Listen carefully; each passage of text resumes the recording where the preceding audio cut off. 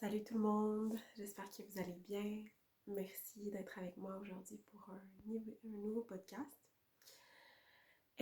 Aujourd'hui, je vais parler d'un sujet qui est vraiment important pour moi, puis qui a été vraiment significatif dans mon développement personnel. Et je pense qu'il peut vraiment aider euh, à voir la vie d'une manière tellement différente. Euh, Puis de manière plus fluide quand il nous arrive des choses un peu complexes euh, dans nos relations personnelles. Euh, donc le sujet d'aujourd'hui, c'est l'effet miroir, euh, qui est un peu la base de mon concept de permaculture de soi.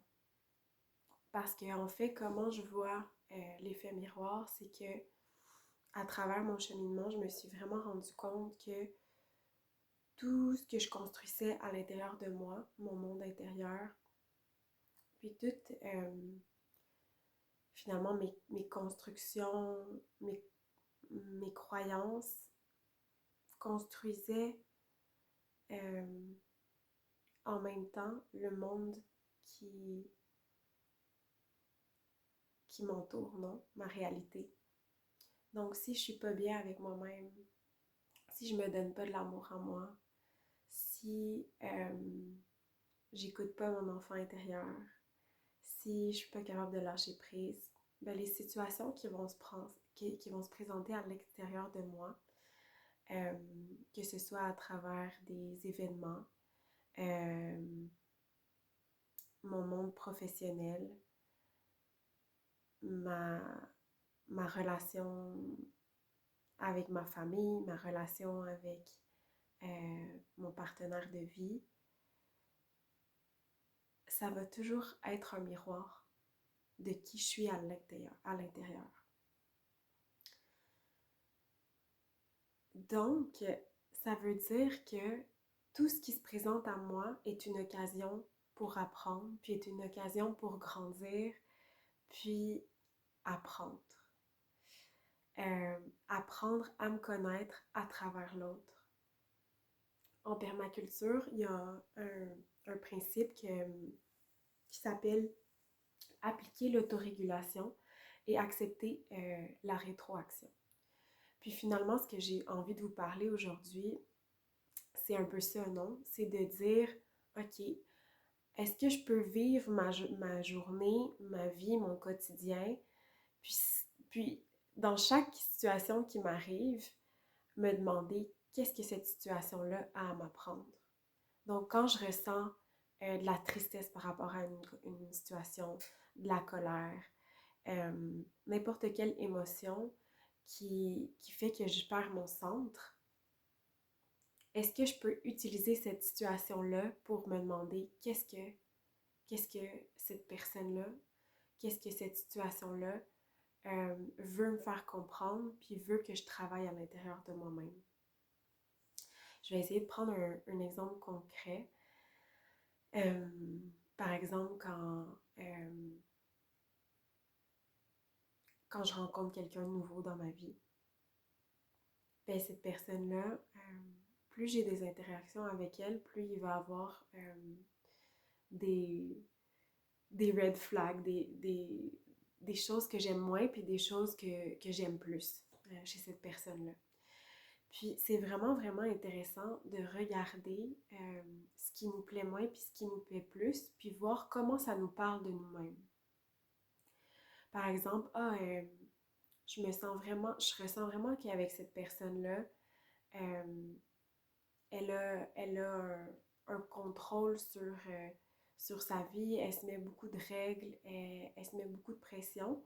Puis c'est comme si ça vient réveiller quelque chose à l'intérieur de moi. Si je suis capable d'observer que ça me dérange chez l'autre, ça va me permettre de voir c'est quoi ma relation, puis de me demander c'est quoi ma relation, moi, dans ma vie avec le contrôle. Puis peut-être que cette personne-là, elle fait juste me miroiter que moi, peut-être que j'ai besoin de mettre un peu plus de règles. Pourquoi ça m'énerve tellement chez l'autre? Ben, c'est peut-être parce que moi, j'arrive pas à le faire chez moi. Ça peut être aussi parce que moi, je m'en mets trop sur les épaules. Donc, j'ai envie un peu de relâcher cette partie-là de moi. Donc, ça peut être autant que moi aussi, je le fais. Puis, le fait que cette personne-là, elle me miroite, euh, ce que moi aussi je fais dans ma vie, ça me donne envie de lâcher prise sur ce sujet-là. Puis, ça peut être aussi juste que l'autre vient réveiller en moi un besoin de faire plus comme lui ou comme elle. Puis, ce genre de miroir-là, il va nous être apporté dans différents moments de notre vie, puis à travers tout, finalement.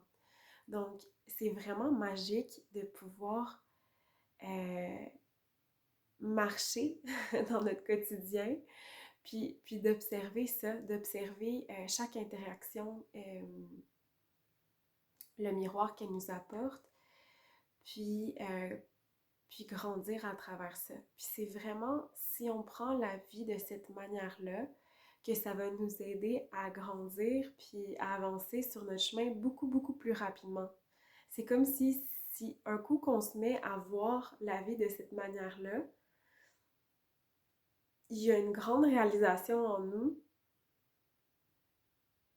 qui ramène la responsabilité à l'intérieur de soi. Puis à dire que finalement, si j'ai envie qu'une situation change dans ma vie ou quelque chose me dérange, c'est toujours à l'intérieur de moi que réside la responsabilité de regarder ma vérité puis d'être capable de l'amener puis de la nommer aussi.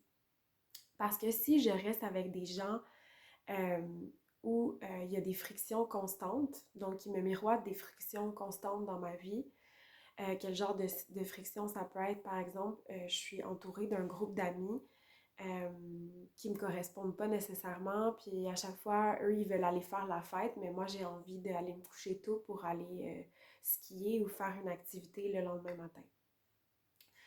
Mais je continue à être avec ces personnes-là parce que j'ai peur de fermer la porte. Ça a été mes amis depuis toujours, donc je sais pas trop comment me sortir de cette situation-là. J'aurais envie qu'il change. Mais en fait, cette situation-là, c'est un miroir pour me dire, regarde, t'es pas confortable, tu restes dans une situation où tu es entouré de gens qui représentent ton monde intérieur. Comment je change cette situation-là extérieure qui ne me correspond pas, cette situation-là qui est d'être entourée de personnes qui ne me correspondent pas, ben c'est de retourner à l'intérieur de moi puis de me demander qu'est-ce que ce miroir-là de quoi ce miroir-là me parle. Puis en fait, ce miroir-là, il me dit, ben finalement, tu t'écoutes pas réellement. Tu fais pas ce que vraiment tu as envie de faire au quotidien. Tu décides de reprendre la décision de passer du temps avec des gens qui ne te correspondent pas. Si je prends le temps d'observer ce miroir-là, je reviens à l'intérieur de moi, puis je reviens à qu'est-ce que je veux vraiment, de quoi ça me parle ça. Mais en fait, ça me donne des réponses, des éléments de réponse sur, mais moi j'aime pas ça, me coucher tard, je suis tannée d'aller faire la fête tous les jours. J'ai vraiment envie d'aller vers une nouvelle étape de ma vie qui va me permettre de faire des activités qui sont plus dans le jour. Je donne un exemple fictif maintenant. Euh, Puis finalement, ce miroir-là qui est difficile à regarder, qui crée une sensation d'inconfort à l'intérieur de nous, mais une fois qu'on le regarde, une fois qu'on ose revenir à l'intérieur, puis c'est vraiment se demander, OK, qu'est-ce que ça veut me dire? Bien ça génère à l'intérieur de moi des éléments de réponse sur le changement que je dois produire dans ma vie. Puis souvent, on ne va pas porter attention à ce miroir-là, on va essayer de ne pas le regarder parce que on a peur du changement, puis que ça veut dire qu'il va falloir faire un certain deuil, qu'il va falloir fermer certains cycles dans notre vie qui ne sont pas nécessairement faciles à fermer. Il me vient aussi qu'il y a aussi des miroirs positifs. Donc, parfois, on va faire une rencontre impromptue dans notre quotidien, puis on va voir une personne qui rayonne vraiment, qui semble dans son élément. Euh, je sais pas, j'ai la vision pour moi, par exemple. euh, je me souviens d'avoir rencontré une personne qui, ben en fait, pas rencontré une personne, mais voir une vidéo YouTube d'une fille qui tirait les cartes. Puis je l'écoutais, puis elle riait, puis elle était... Oups, au micro. Elle riait, puis elle était tellement naturelle dans son vidéo, puis elle avait vraiment l'air à s'amuser. Puis ça m'a donné vraiment un miroir de wow, cette personne-là est vraiment bien dans son centre. Elle n'a pas peur d'exprimer qui elle est vraiment. Elle se laisse aller dans son vidéo, puis finalement elle rit pendant genre 3 minutes dans son vidéo, puis elle coupe pas la partie où elle rit, elle fait juste la laisser parce que ça fait partie d'elle. Puis je me souviens regarder ce miroir-là puis me dire waouh, c'est vraiment inspirant. Puis finalement, en revenant à l'intérieur de moi-même, puis en me demandant qu'est-ce que cette personne-là veut me dire? Qu'est-ce que cette interaction-là entre moi puis le vidéo a réveillé à l'intérieur de moi? Bien, ce que ça l'a réveillé, c'est que je ressentais que moi, dans mes vidéos, dans ma manière d'être avec le monde, j'étais pas complètement authentique, puis je coupais parfois des parties de qui j'étais, puis je me mettais un masque parce que j'étais gênée d'exprimer qui j'étais vraiment. Donc, ce miroir-là d'une personne qui m'inspire, puis qui est complètement elle, puis qui s'en fout de ce que les autres pensent, puis que finalement les autres l'acceptent, mais ça m'a inspirée d'une manière vraiment positive dans ma vie parce que je me suis dit, moi, c'est ça que je veux. Mais le côté négatif de l'effet miroir, ça aurait été si j'aurais regardé cette vidéo-là, puis j'aurais ressenti comme du désir, puis de la jalousie par rapport à cette authenticité-là. Mais même si ça génère ça en moi, c'est un effet miroir, dans le sens où je peux le regarder puis me dire pourquoi je me sens jalouse, pourquoi je me sens envieuse de cette personne-là. Ben, c'est la même chose, peu importe de la manière que tu le vois. Moi, je l'ai vu de ah, wow, cette personne-là, elle m'inspire. Mais si toi, tu l'as vu de ah, je l'envie ou je ressens comme de la jalousie, mais ces deux émotions-là m'amènent à revenir au centre de moi puis à me demander qu'est-ce que ça génère en moi. Puis finalement, c'est la même réponse. J'ai envie d'être plus authentique. Donc, la jalousie, qui a un sentiment peut-être un peu plus négatif, puis comme être inspiré par une personne, les deux émotions peuvent générer en moi de revenir à mon centre, puis vraiment me demander qu'est-ce que j'ai besoin de changer à l'intérieur de moi pour me sentir plus alignée avec ce miroir-là, avec cette information-là qui m'est communiquée. Donc,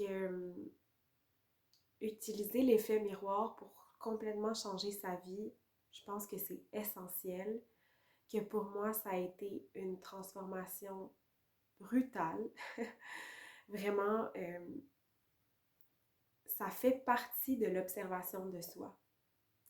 Puis on peut le faire à travers vraiment des petites actions. Puis il me revient depuis tantôt l'exemple de, euh, du miroir que m'a donné une situation où, par exemple, je me souviens une fois, j'allais prendre l'autobus, puis l'autobus était en retard. Puis cette situation-là a tellement généré d'anxiété à l'intérieur de moi de dire ah je vais être en retard, ah je vais devoir comme gérer le fait que je dois dire aux gens que je suis en retard, puis ça générait vraiment vraiment beaucoup de stress à l'intérieur de moi, puis d'être capable de pouvoir observer la situation, de prendre un pas, puis de prendre un pas derrière, puis de regarder la situation, puis de dire comment je suis en train d'agir en ce moment, de quoi me parle cette situation-là de moi. Puis cette situation-là, elle me parlait de ma relation au temps, puis de ma relation à la pression que je me mets pour répondre aux attentes des autres, puis du contrôle que je veux avoir sur la vie en général. Donc, chaque situation qui t'arrive au quotidien peut te parler de qui tu es, de qu'est-ce que tu as besoin de changer pour aller un peu plus vers la paix à l'intérieur de toi-même. Puis c'est un chemin qui est difficile, non, pas qui est difficile, qui est pas facile, parce que ça nous demande beaucoup d'observation de soi, parce que ça demande des efforts, puis ça demande de reprendre la responsabilité pour nos actions, puis nos émotions, parce que c'est nous qui les génèrent, les émotions. Puis beaucoup de fois, on va mettre la faute à l'extérieur de nous. C'est la faute de l'autre, c'est lui qui, euh, qui génère cette sensation d'inconfort-là à l'intérieur de moi. Mais non, l'autre est un miroir, puis c'est toi qui génères la souffrance à l'intérieur de toi. Donc comment tu peux regarder cette souffrance-là, puis te demander qu'est-ce qui fait que je souffre, qu'est-ce que je peux changer pour souffrir moins. Si l'autre personne génère tant de souffrance à l'intérieur de toi, est-ce qu'il n'y a pas un pardon à être fait? Est-ce qu'il n'y a pas une empathie qui peut se réveiller par rapport à la souffrance qui existe à l'intérieur de l'autre?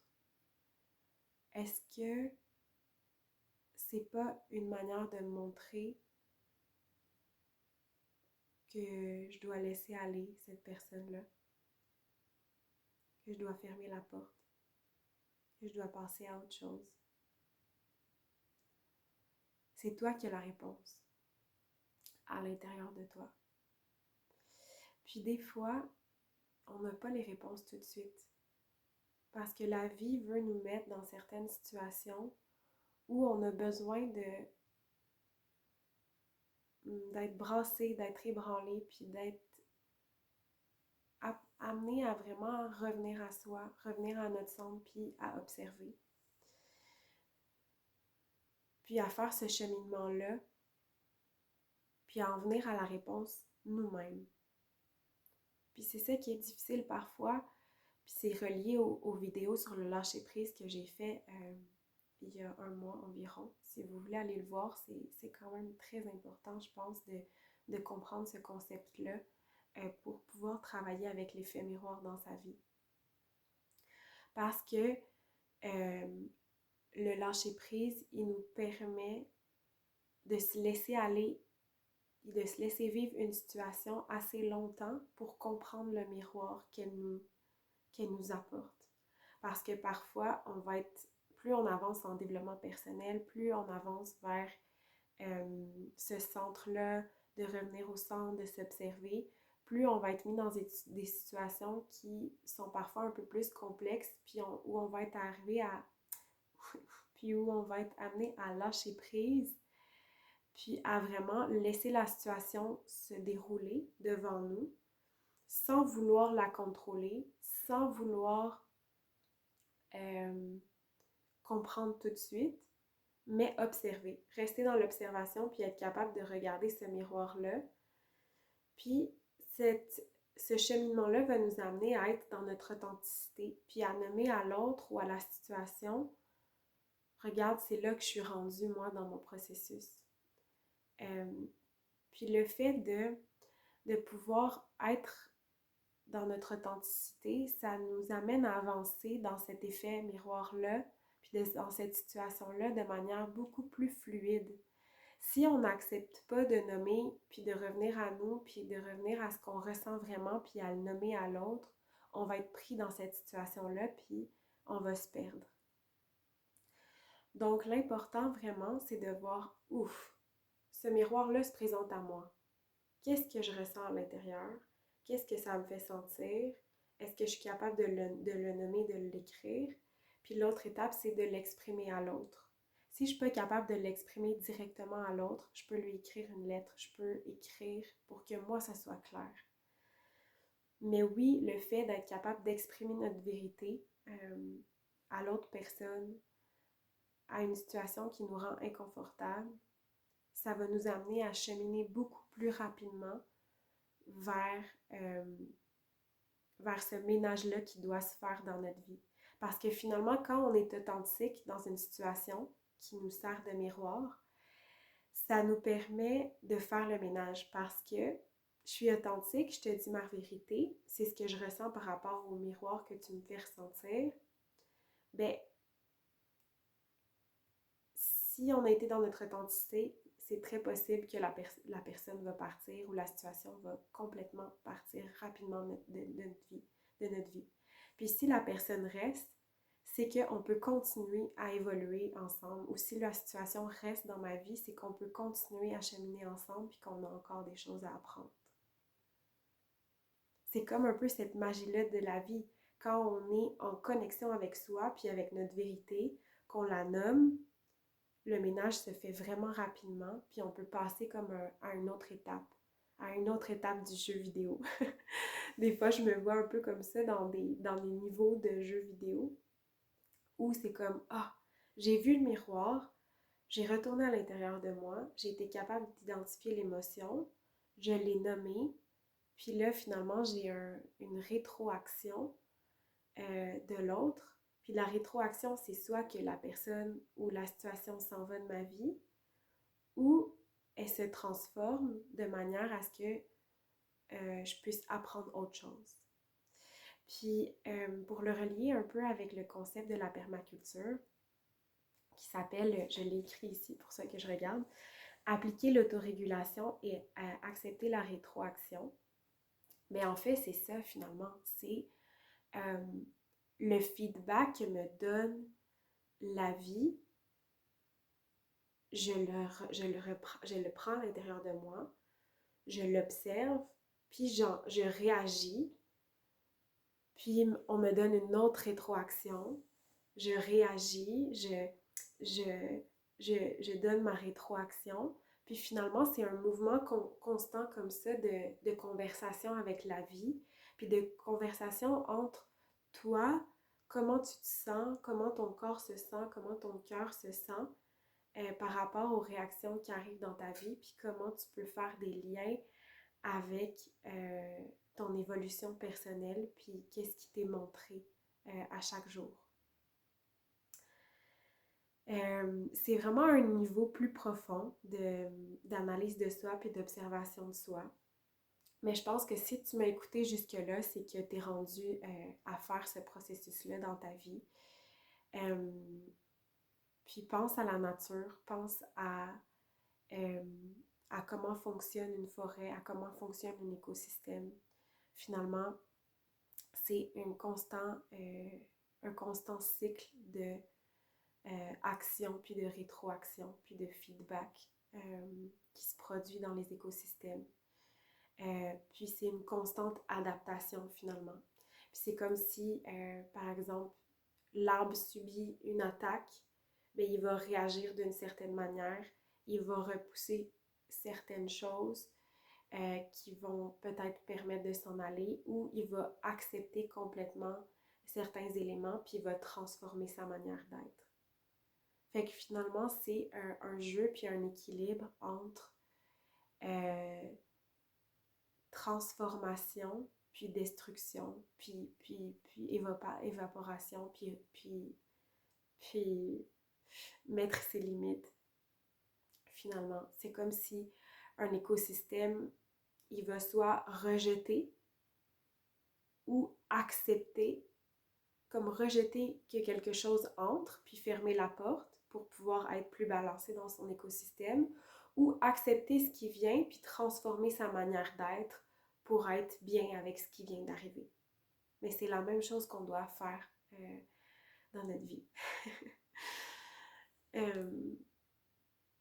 Oui.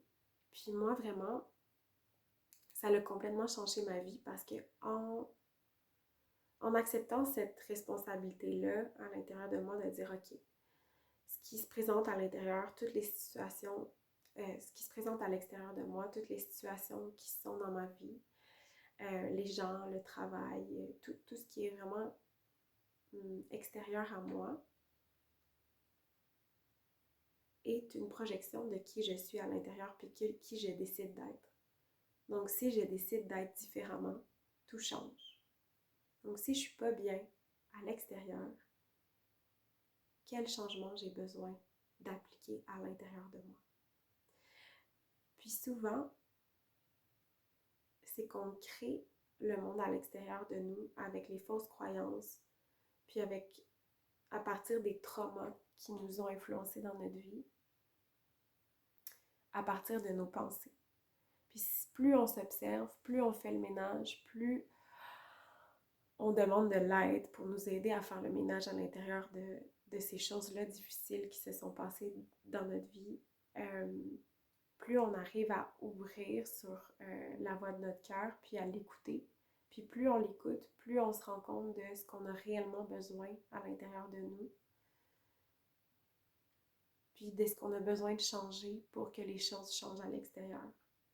Puis quand on s'ouvre à cette conversation-là avec l'autre, puis qu'on voit plus l'autre comme quelqu'un qui nous menace ou quelqu'un qui nous fait mal, mais plutôt comme quelqu'un qui nous donne des informations précieuses pour nous transformer, puis pour nous devenir une meilleure personne tous les jours, mais pas juste une meilleure personne pour soi, une meilleure personne pour le collectif, puis une meilleure personne à l'intérieur de soi, dans le sens où si toi tu te sens en paix, t'es un meilleur élément dans l'écosystème collectif, puis tout le monde est gagnant finalement. Donc, pense à ça dans tes prochaines interactions, quand tu regardes ta vie, quand tu regardes certaines informations qui te sont miroitées tous les jours. Qu'est-ce que ça te fait ressentir? Puis qu'est-ce que ça te donne envie de changer à l'intérieur de toi? Reprends la responsabilité du changement que tu veux voir dans ta vie. Je pense que ça, c'est vraiment l'essentiel du message. C'est de dire qu'on est responsable de notre propre réalité, de notre propre joie, de notre propre paix intérieure. Puis c'est pas un chemin qui est facile, mais quand on utilise l'effet miroir qui nous est offert sur un plateau d'argent tous les jours, c'est beaucoup, beaucoup plus facile de changer. Parce que c'est comme si on rentre dans le flot de la vie, puis on accepte que la vie, c'est un chemin vers une constante acceptation, rétroaction, puis autorégulation. Comme dans la nature, comme dans les systèmes, comme dans les écosystèmes qui nous entourent. Mais c'est la même chose à l'intérieur de nous, puis c'est la même chose à l'extérieur de nous, quand on interagit avec l'autre. Voilà. J'espère que c'est clair, j'espère que ça fait du sens. Je vais me réécouter pour être sûre que oui. Mais oui, je ressens que je vous ai vraiment transmis l'essentiel du message que j'avais envie de vous transmettre aujourd'hui. Puis c'est ça, c'est tout. C'est tout pour aujourd'hui. Je vous souhaite une belle journée, une belle soirée, peu importe où vous vous trouvez dans le monde. Puis je vous envoie plein d'amour. Merci et à la prochaine.